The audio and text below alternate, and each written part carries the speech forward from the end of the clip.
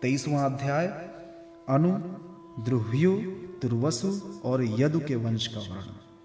श्री सुखदेव जी कहते हैं, परीक्षित, ययाति नंदन अनु के 3 पुत्र हुए, सभानर, चक्षु और परोक्ष।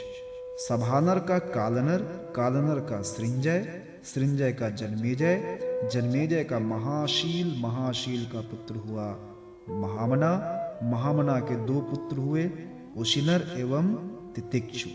उशिनर के 4 पुत्र थे, शिव, वन, शमी और दक्ष। शिव के 4 पुत्र हुए, वृषादर्भ, सुवीर, मद्र और कैकेय। उशिनर के भाई तितिक्षु के रूषद्रथ, रूषद्रथ के हेम, हेम के सुतपा और सुतपा के बलि नामक पुत्र हुआ। राजा बलि की पत्नी के गर्भ से दीर्घतमा मुनि ने 6 पुत्र उत्पन्न किए, अंग, वंग, कलिंग, सुह, पुंड्र और अंध्र। इन लोगों ने अपने अपने नाम से पूर्व दिशा में 6 देश बसाए। अंग का पुत्र हुआ खनपान, खनपान का दिविरथ, दिविरथ का धर्मरथ और धर्मरथ का चित्ररथ। ये चित्ररथ ही रोमपाद के नाम से प्रसिद्ध था। इसके मित्र थे अयोध्यापति महाराज दशरथ। रोमपाद को कोई संतान न थी, इसलिए दशरथ ने उन्हें अपनी शांता नाम की कन्या गोद दे दी।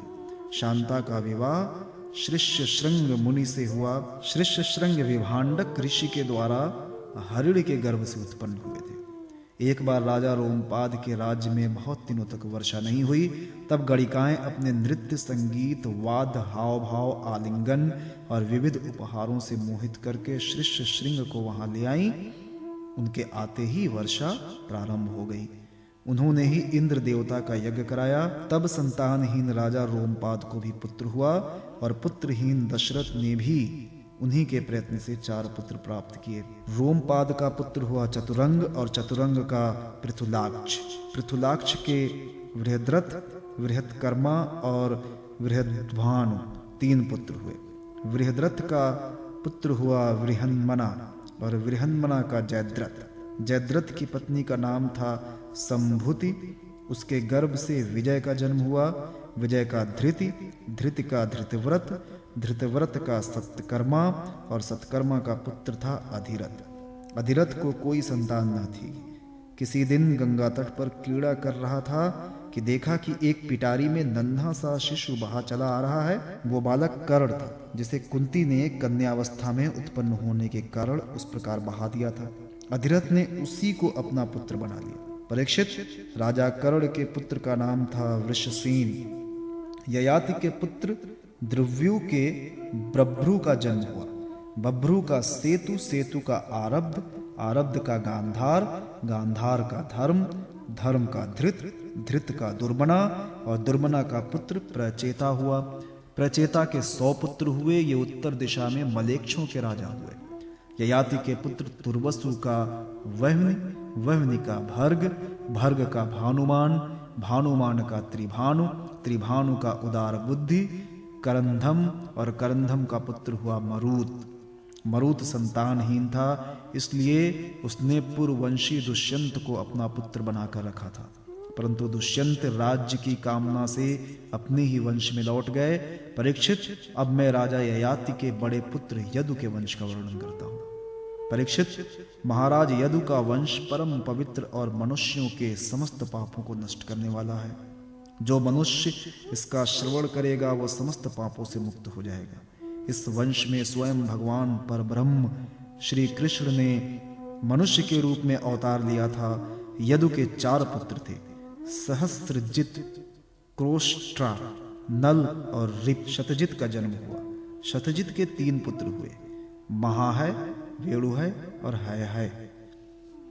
हयहय का धर्म, धर्म का नेत्र, नेत्र का कुंति, कुंति का सोहंज, सोहंज का महिष्मान और महिष्मान का पुत्र भद्रसेन हुआ। भद्रसेन को 2 पुत्र थे, दुर्मद, धनक। धनक के 4 पुत्र हुए, कृतवीर, कृताग्नि, कृतवर्मा और कृतौजा। कृतवीर का पुत्र अर्जुन था। वो 7 द्वीपों का एक क्षत्र सम्राट था। उसने भगवान के अंशावतार श्री दत्तात्रेय जी से योग विधा और अणिमा लघिमा आदि बड़ी बड़ी सिद्धियां प्राप्त कर रखी थीं।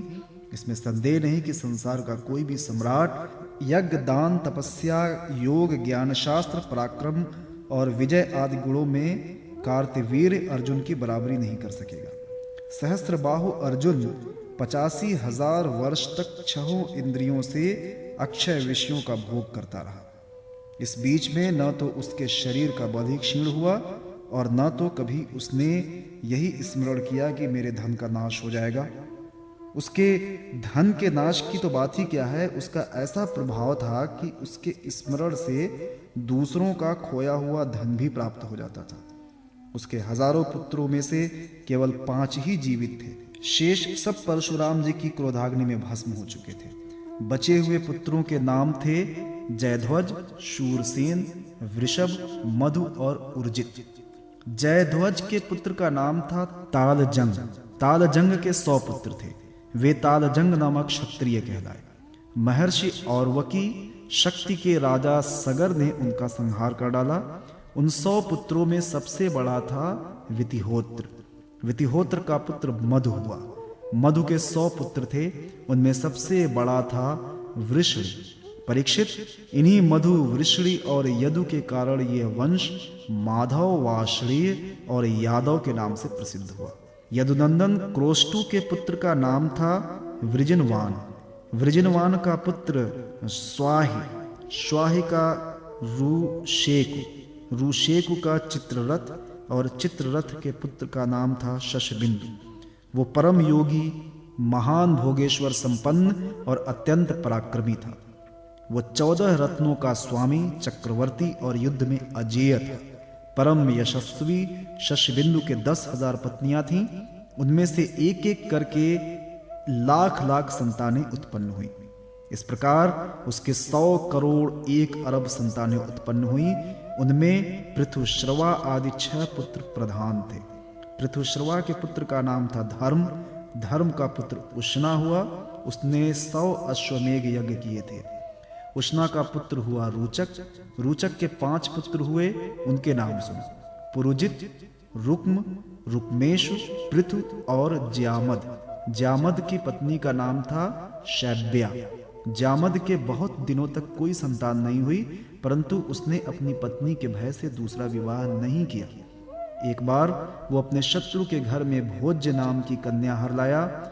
जब शैब्या पति के रथ पर उस कन्या को देखा, तब वो चिढ़कर अपने पति से बोली, कपटी, मेरे बैठने की जगह पर आज किसे बिठा कर ला रहे हो? ज्यामद ने कहा, ये तो तुम्हारी पुत्रवधू। शैब्या ने मुस्कुराकर अपने पति से कहा, मैं तो जन्म से ही बांझ हूं और मेरी कोई सौत भी नहीं है, फिर ये मेरी पुत्रवधू कैसे हो सकती है? ज्यामद ने कहा, रानी, तुमको जो पुत्र होगा उसकी ये पत्नी बनेगी। राजा ज्यामद ने इस वचन का विश्वदेव और पितरों ने अनुमोदन किया। फिर क्या था, समय पर शैब्या को गर्भ रहा और उसने बड़ा ही सुंदर बालक उत्पन्न किया। उसका नाम हुआ विदर्भ। उसी ने शैब्या को साध्वी पुत्रवधू भोज्या से विवाह किया।